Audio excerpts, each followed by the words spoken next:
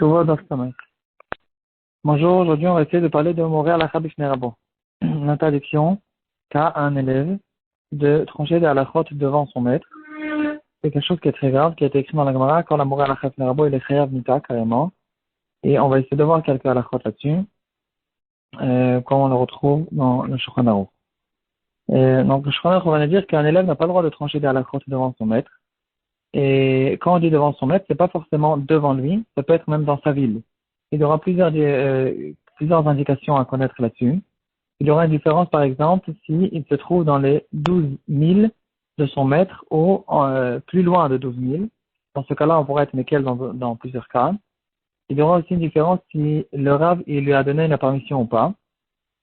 Une autre indication qu'il faut connaître, c'est est-ce que l'élève il tranche la halakhot de manière fixe ou bien c'est que par hasard, une fois quelqu'un il l'a arrêté dans la rue, il a demandé quelle halakha dans tel cas. Et il y aura aussi une différence si le Rav c'est son Rav Mouvak ou pas son Rav Mouvak. Il y aura plusieurs différences là-dessus dans toutes ces choses-là. Donc c'est des choses qu'il faudra connaître. Qu'est-ce qu'on appelle trancher une halakha en ce qui concerne cette chose-là? Donc ici il y aura une halakha qui nous dira que c'est que quand la halakha n'est pas claire, c'est-à-dire c'est pas une halakha qui a été écrite clairement dans le Shulchan Aruch, c'est pas une halakha évidente dans la Gemara, c'est que une halakha, une question un peu plus compliquée, plus complexe qui est arrivée devant cette personne, dont son Rav se trouve dans la même ville, et là il faudra faire des comparaisons. Est-ce que ça ressemble à ceci, ça ressemble à cela, et il faudra faire trancher une halakha, que cette halakha sera tranchée par l'élève lui-même, et pas, c'est pas une halakha qui est déjà tranchée clairement dans le Shulchan Aruch, c'est que dans ce cas-là qu'on dira que c'est interdit. Et de là on arrive les poskim à dire que toute halakha qui a déjà été écrite dans tous les poskim, dans tous les sfarim, quelque chose qui est déjà dans les sfarim, donc c'est une halakha qui est déjà accessible, dans ce cas-là, ça sera permis au Rav de dire, regarde, dans tel et tel livre, c'est écrit que dans ce cas-là, c'est permis ou c'est interdit, et ça, c'est pas considéré comme Moré Halakha Bifnei Rabo.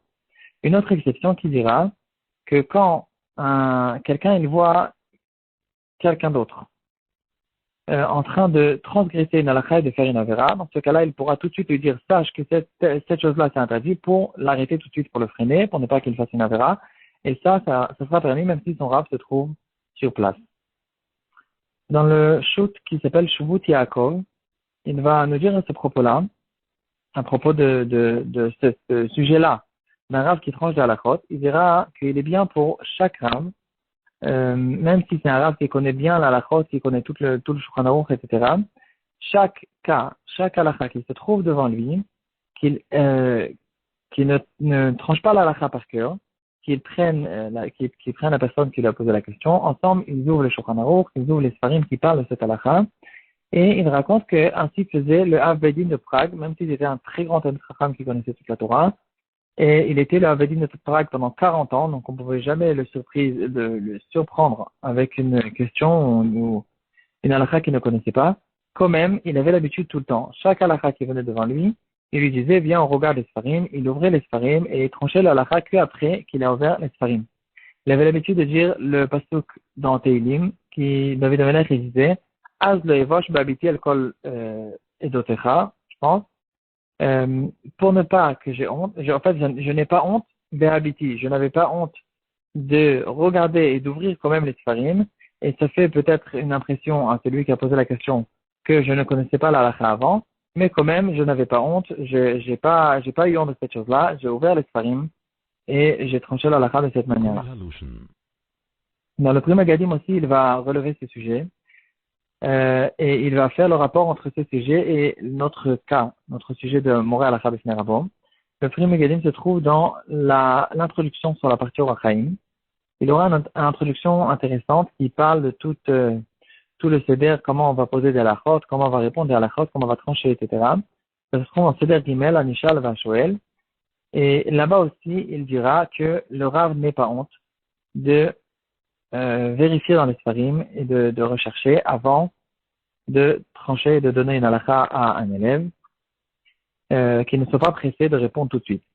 Et là, il va dire que quelqu'un qui répond une réponse tout de suite, c'est même considéré peut-être comme un Moré Halakha Bifnei Rabo, parce qu'aujourd'hui, c'est qui nos rabbanim? Nos rabbanim, c'est les Sfarim. Dans les Sfarim, il y a tout écrit. Et donc, si maintenant il va trancher une halakha sans ouvrir le Rav, donc, sans ouvrir enfin, le Sefer, c'est comme quelqu'un qui tranche une halakha sans demander à son Rav, et ça rentre peut-être dans le cadre de mourir halakha b'ifnei Rabo. Le Pélé Yoet aussi, il ramène cette chose-là, ce point, et il va dire que, à cause d'une autre raison, elle va dire que, à cause que l'oubli, il est très très fort, surtout dans nos générations, on se rappelle plus des halakhot, on peut étudier beaucoup de halakhot et oublier plus tard, même après pas beaucoup de temps qu'on a étudié la halakhot, on peut les oublier, surtout quand il y a des détails, des petits détails, etc. Et donc, il dira le Véléoët, chacun qui a besoin de connaître une halakha, qu'il cherche dans les Sfarim, qu'il ouvre les Sfarim, qu'il n'essaie pas de s'appuyer sur son souvenir, parce que peut-être qu'il y a des détails qu'il ne se rappelle pas. Et le Chida, il va rajouter sur ça. Donc, le Chida, il ramène ce Péléoët et il va dire, sachez que le Péléoët, il avait un souvenir qui était très très fort. Euh, son, son souvenir, il était très très fort et il se rappelait de toute la Torah. Et quand même, le Péléoët lui-même, il nous dit de faire attention à cette chose-là, d'ouvrir les Sfarim, de ne pas se gêner, de ne pas se fatiguer, de ne pas dire que c'est fatigant et d'ouvrir les Sfarim avant d'entrer en halakha. Et c'est comme ça que c'est correct et c'est bien de faire.